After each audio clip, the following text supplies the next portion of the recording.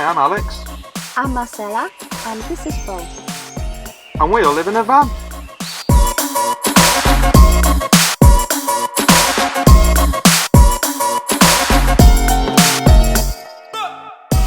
Hello everyone. Thank you for all the views and comments and like on our previous video. We are really overwhelmed. We've been on the road for 3 months now, so it's about time that we show you our van and our van tour review. So this is our van. She's a 2010 Mercedes Sprinter, long wheelbase, also known as Joyce.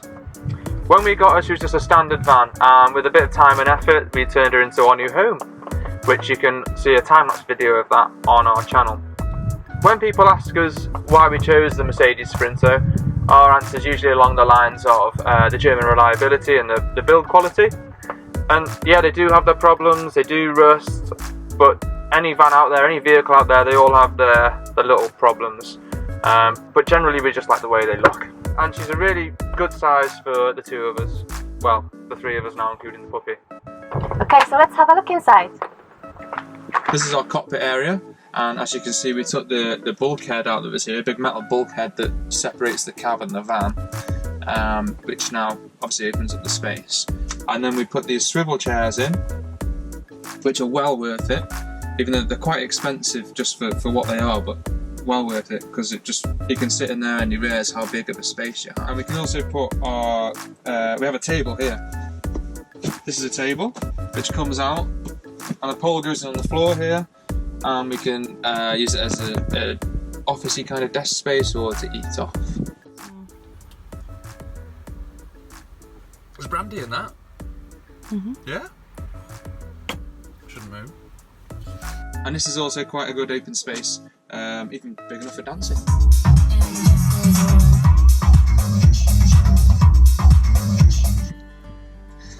Okay, so we also have some Welsh grass to remind us of home. Other things in the cockpit: head unit, Bluetooth head unit with which is hooked up to the reverse camera, has hands-free, all that sort of stuff, which is handy on the road. The head unit also has Apple CarPlay and it's hooked up to a pretty good sound system. Dash cam,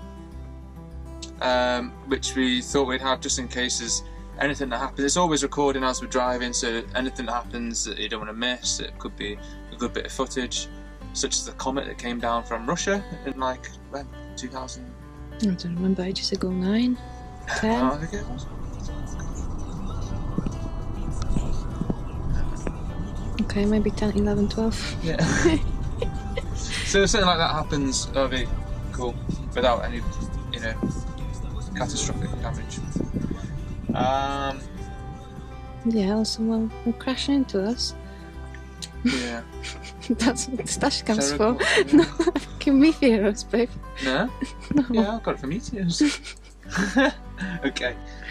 We also have cruise control, which is it's the reason I went for a Sprinter of this year. Actually, we were looking at older ones, and I realised I didn't have cruise control, and it might be a bit fussy, but I use it all the time. I love it. Miles per gallon on her, she does. If we sit at 65 mile an hour, she'll do 30 to 33 miles per gallon. However, if I sit 60 mile an hour, we discovered only the other day, she'll do 34 to 36 miles per gallon. So depends what your priorities are at the time, I guess. So originally this bit here was all just headroom for people with really long heads. We thought we'd make the most of that room by building a shelf and some cupboards, which are full of bags. But there's actually really loads of room in there. We've got stuff that we're not going to use very often, like the winter quilt is like shoved right at the front and stuff like that. When we built this shelf, we miscalculated. No, we wanted to have a map anyway. We thought this bit here, which we had to take out and cut open, was going to cover this, but it didn't. So we had to cover it in. Marcela went online, found some artwork of a map of Europe, and got it printed onto some material. So let's move on to the loungy area. So this is our living area. we've cladded the ceiling and the walls with standard pine tongue and groove cladding, which we had to, well, I had to sand down and prep it with oil. Instead of using the Danish oil, we've used an organic linseed oil because it's got 0 VOC, which means that it's not toxic, and we find it quite important living in such a small space. So moving on to our cupboards. This is just plywood. I've painted it, and this is just an old pallet, wooden pallet, which I smashed up and sanded down.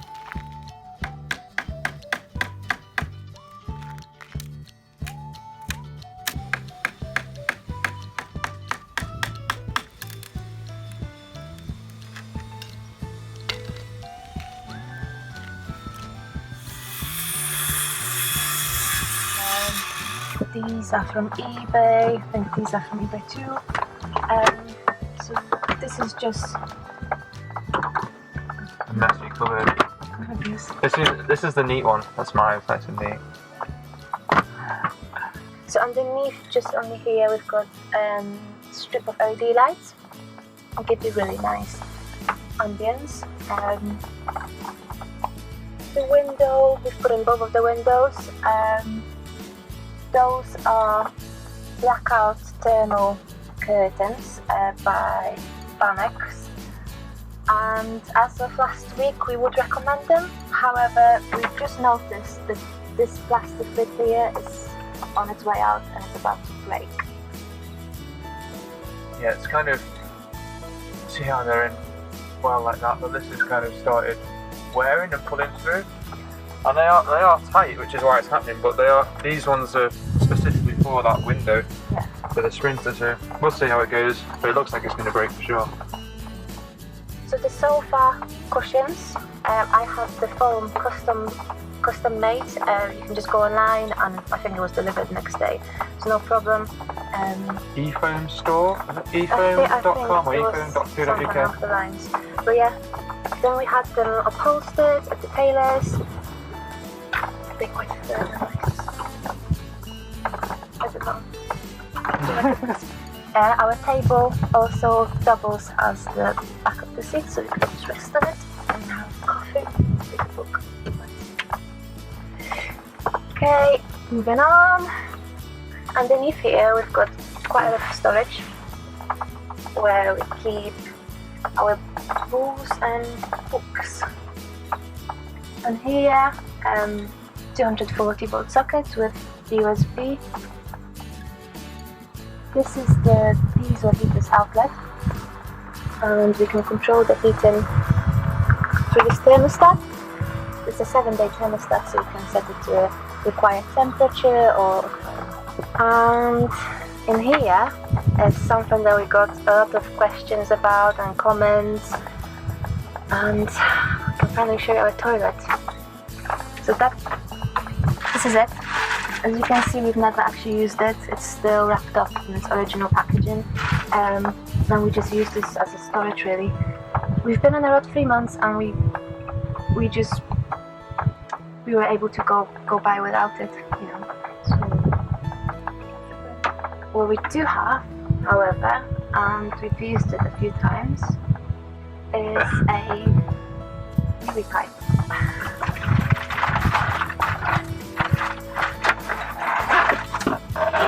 Which is pipe that goes directly through the floor outside the van. And those are our CO2 and fire alarms. Safety first. This is our shower area, which we've also had a lot of questions about.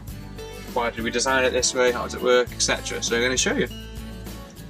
The reason we designed it without the actual room that people usually have for a shower is just simply to keep the space nice and open. As you can see down there, it's nice and bright and open, and that's how we wanted it. Also, with it being like this, it can act as another bed here. If anyone ever needs to stay over, there's another bed. So let's see inside. So when you need a shower, which should be every day, take this cushion off. This panel here is just plywood, and then Marcela made these rope handles, so you can easily lift it off. I made a copper pipe, which then comes up here and hooks on. The curtain, you just jump inside and the curtain sits down like that, and you have a nice private shower. However, if I'm honest, we've never actually used this, and if I'm even more honest, we only put these clips on it the other night, just getting ready to do this video, just to show you. We just don't need it. We've found that we can just sit in the bath, people have been calling it a bath because it is quite big.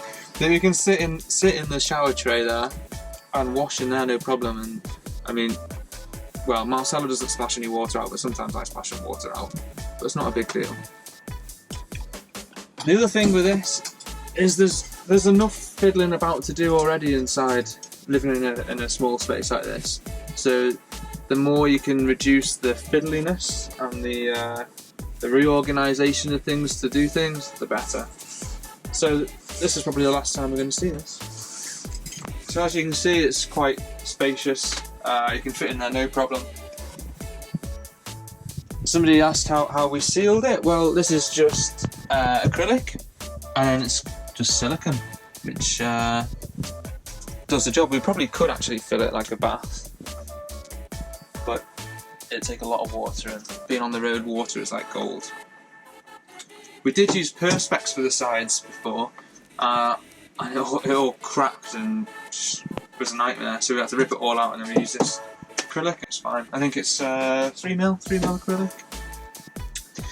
We did have a normal shower head on originally as well, but it used a lot of water, so we changed it to this little spray one. But I'm going to change it again actually, because this doesn't really have much power. The one in the shower in the back is much better, so I'm going to get the same one as that and change it to that. Another design alternative we were going to do with this originally is have the lid so it folded up here, and then the shower head would hook onto that and you could just be inside of the shower. But that would sacrifice cupboard space, which is essential. Okay, so now onto the bed area. This is our bedroom, and we have standard double Simba mattress, which is very comfortable. People were asking us in comments, why do we have a fixed bed rather than a foldable one, which would give us a bit of extra space. Well, there's a few reasons for that. So the first reason, it's inconvenient for us to be building our bed twice each day.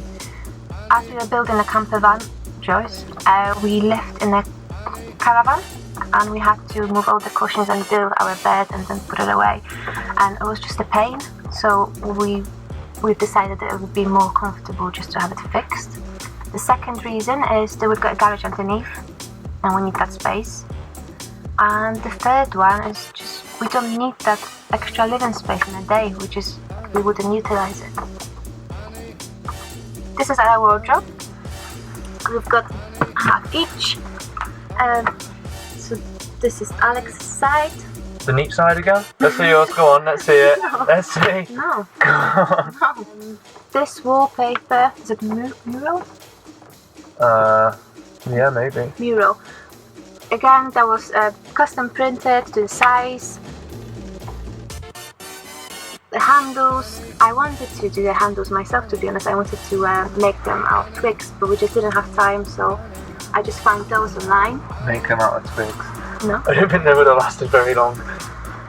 Yeah, and we'll see beechwood. In these little drawers we keep our laptops, little hole. So if we want to watch movies in bed, we can just put it on there. Sorted. Speakers, not a fan of the way they look at all. However, it's really cool when you lie at night and you just listen to music, and it's really good. Appreciate it again. The hook, nothing too kinky. I mean, probably could, but we don't use it this way. We've got a hammock that hooks on here, and there's another hook just by the door. Oh, chilling, are we, dear? Oh, I love those toes. So if we just want to have a little lie down, relax, or if we would have someone sleeping over, they can sleep on a hammock, which makes this for birth. Wow. I reckon it'd be a squeeze though. The skylight just above our heads, we always have it open, but if we're not stargazing, we can just close it up. We've got a blackout blind and the fly net. We usually put the fly net across and then we turn the extractor fan on, and this is basically our cooling system.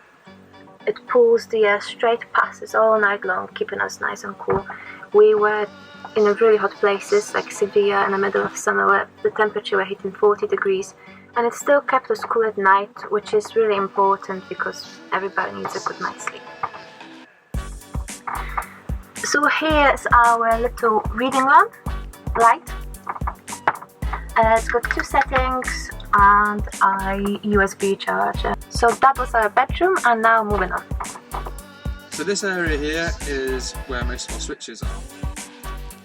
We have switches for the fridge, the water pump and some of the lights in the van. The reason why only one of the lights is on one of the switches is that I've wired it in such a way that if you're going to bed or you're going out, then anything with a light on needs turning off. So the water pump needs to turn off in case there's a leak or anything like that. It just keeps throwing water in. Then we have the 2 40-volt sockets, USB sockets, and a cigarette lighter socket. Here's the voltmeter, which is really high at the moment because the solar's pumping loads of energy in. And this here is the remote monitor for the solar control. You can see how many watts are coming in, and you've got a little smiley face here, which is great. And this is the load. As you can see, we've actually lost some pixels here, which happened within the first couple of days of having it, but it's not too important. This last switch here turns the head unit on and off, which is really handy if you're in bed because you sit there, listen to music, and then just knock that, and it turns the head unit off and the amplifiers for the sub and the 6x9s. One thing with this voltmeter is that it looks fine at the moment, but at night it's really quite bright, and it was annoying for the first couple of weeks. So there's a thing in Spain called the Chino shops, which is basically an Asian market where they have all sorts of things, anything you need. We went there, got some black foamy stuff and some Velcro, and then at night we just put that on there, and Bob's your uncle. These 3 panels here are all to do with the water system. So we have 2 tanks on board. We have 70 litre of fresh water and 50 litre of waste. This switch here is a heat probe that I've put into the freshwater tank, which just stops it from freezing in sub-zero conditions, as we do plan on going to the Alps and places like that. This one just shows us the water level, which as you can see is pretty low at the moment. We need to get some water. And this one is the water heater, which runs off LPG and electric, but I've only wired it up for the LPG, as it works fine. And it also only takes 5 minutes to heat up, enough for us to take a shower. And then we have this little cupboard here. Yep, it has no latch on it yet. It's a bit unfinished, as a few other things are in the van. So this isolates the solar panels if we ever need to, and this is a fuse box for all the 12-volt supply. This little doorbelly, horrible looking switch is for the inverter. It simply just turns the inverter on and off because it's way out the way and it'd be awkward getting down to all the time. So while we're talking about the electrics, I'll tell you about the solar. So we have 400 watts of solar panels and 2 140 amp hour batteries. They're sealed batteries, so there's no need to really ventilate them or anything like that. We have an MPPT solar charge controller and a 1000-watt inverter. We also have a split charger which runs from the van's alternator, which I've put on a switch so you can turn it on and off it if needed. We don't really use it, to be honest, we just use all the solar panel. But the great thing about the split charger is that if the van battery goes flat, we can charge the van battery from the solar panels as soon as the leisure batteries are full anyway. So now I'm going to show you the MPPT charge controller and some of the other little bits under there, but they're in a cupboard out of the way, so it might be hard to see. I'll grab a torch and take you on down and see how we get on. That's the controller. There you can see the split charge, and then these are just isolator switches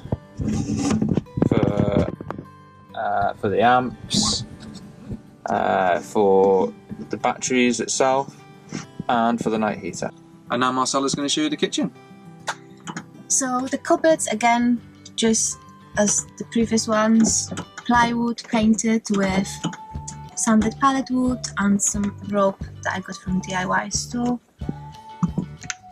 We keep here our cups and bits of dry food and spices. Quite a lot of space there actually. Underneath I've got a little light for night cooking. Our worktop is a solid oak worktop, and when we went to buy it they didn't measure it properly, so we got home and it didn't fit, went back to the store and they gave us the wrong one, the first one, for free, so we ended up with 2 worktops, which thanks to that we put this side on, and we've also made this chopping board, which that was as a sink cover, and I actually really like it because it gives me more working space, which is really important for me because I do a lot of cooking in a van. I don't know what it is, but it looks nice. So I'm starting a blog, and I also have an Instagram account where I post easy, quick and sexy vegan recipes. So if you are interested, I will attach the link in the description so you can follow me. So this lifts off, and that's the sink. It's a quite big bowl with a good flowing tap, and that's the water pump. So when I'm cooking, I've got the extractor fan on. It's a fantastic fan. So I just open it, turn it on, and open one of the side windows, so it just sucks everything straight out. Because I did have a few people asking about the smells in the van while I cook, but we just don't get it. It's such a good system that it just goes straight out. This is our cooker, which runs off LPG. It's got 2 rings and a hob, grill, and a fairly good size oven, which literally lets you cook anything you want to cook and bake and grill. Underneath in this cupboard we keep all of our pans and dishes. This drawer, cutlery drawer, standard. This is gas cupboard, which Alex will tell you about the gas later on. That's where we keep the bottle. It's secure and safe, strapped so it doesn't go anywhere.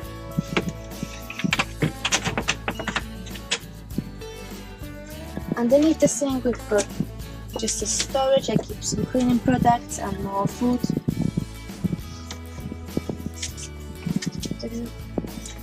Now here is just the utensils drawer.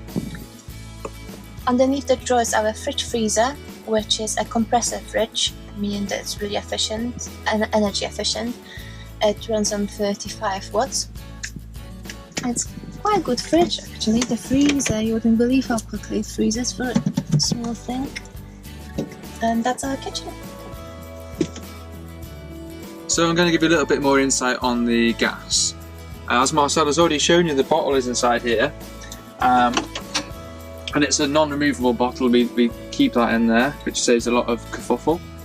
We have rubber pipe which goes to the oven, and then we have some copper pipe which goes all the way down to the back and outside, because the water heater is actually outside and right at the back. We then have another pipe which goes down here. So this is where we fill up the LPG, just at normal service stations. We have these different adapters. This is for different countries around Europe. This is the Spanish one. So you just pop this off.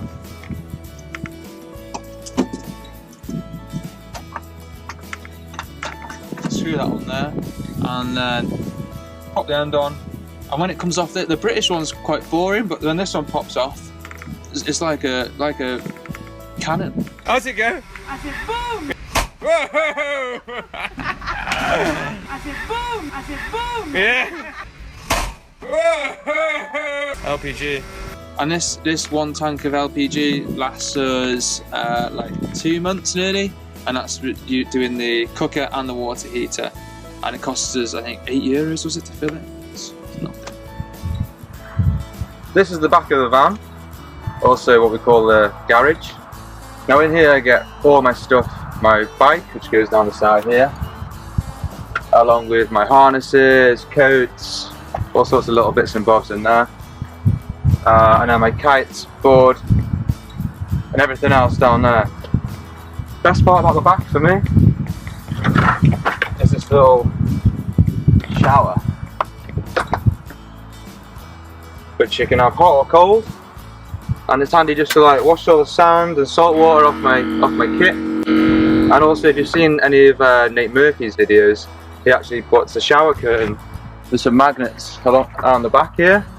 And then you put it up here and just have a shower in privacy. So this is where you hang stuff up in here, and the bike fits down there. Got water pump and things here. The spill pipe comes out of here, a bit ugly, but it's a tight space. Little flap here to put some things in. There's also a little light here, which is handy to light this cupboard up, or if I'm doing a little bit of work on anything outside at night, I just point it outside and it lights up the floor.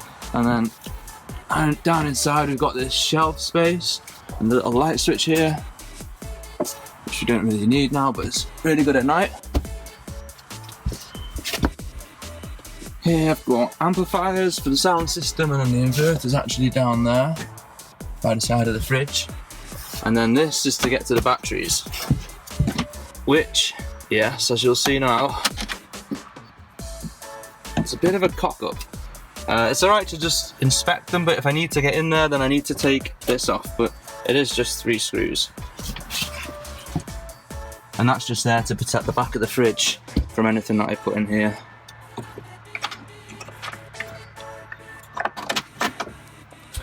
And these water pipes as well, they were meant to have ply around here to cover them up, but I was just so rushed in the end I didn't get to do it. But it's not been a problem, so I might never actually do it.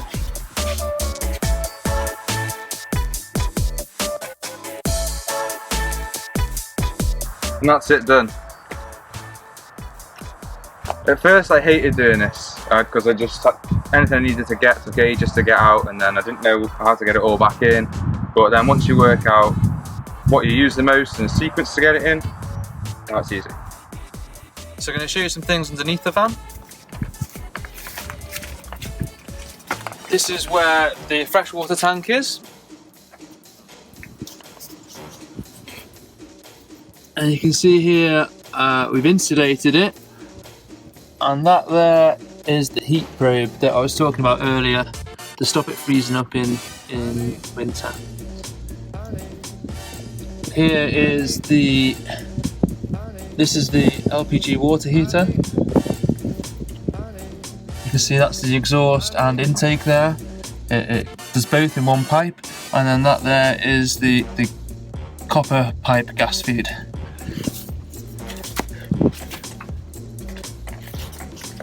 This is where we fill up the fresh water. Come around here.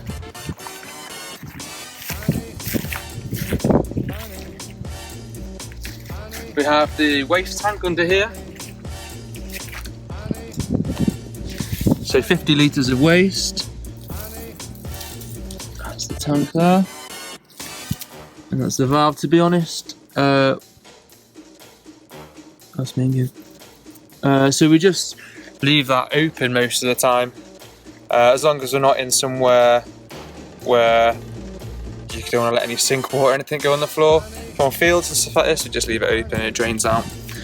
And then under here we have this is the exhaust for the herb dispatcher diesel heater, which lives underneath the driver's seat, and that's underneath the van. This is the roof. These are the solar panels, 400 watts of them. I'll go through how I wired them up and how I attach them to the roof and everything else on the build in detail video. But for now, you can see how dirty they get. I actually washed these yesterday, but they get incredibly dirty, so you have to get up here now and again and rinse them off. I did actually have quite a serious issue with the solar, so I will be writing about that in my blog, which you can find a link to in the description below the video. This is the vent above our bed, which I can only say good things about, to be honest. It's closed at the moment, but it's very sturdy in the wind, which is something I'll come on to in a minute about the other vent actually. This is our 4G aerial, which hooks up to the 4G router, and this here is the MiFi router. These wires here go to the 4G aerial on the roof. Just gives the signal a bit of a boost. And this is what I'm talking about with the fantastic fan. It's not just that it's an annoying noise, it's that it seems a little weak. As you can see, there's only this one attachment here, whereas the vent lid at the front has, you know, two real strong attachments. So I'm not sure if that's going to come off at some point. If anybody else has a fantastic fan, if you could please let me know in the comments if yours rattles like this as well, because it seems like it has a lot of play in it. I don't think it should have this much play, you know. And that is the roof. We're leaving Portugal in the next couple of days and heading to Croatia, where we'll be doing plenty more filming along the way. There are some specific videos on the way to you, such as the van build in detail and life on the road. However, for more regular updates and to see what we're doing day to day, please follow our Snapchats, which you'll find the links to those in the description below. And if you liked our van tour video, please give us a thumbs up, comment and subscribe. Cheers, bye! Cool.